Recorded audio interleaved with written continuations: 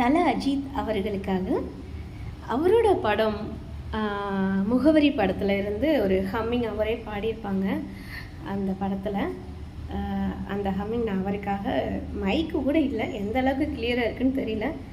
இருந்தாலும் எனக்கு அதை பண்ணணும்னு ஆசையாக இருக்குது. I will try. ஓகே.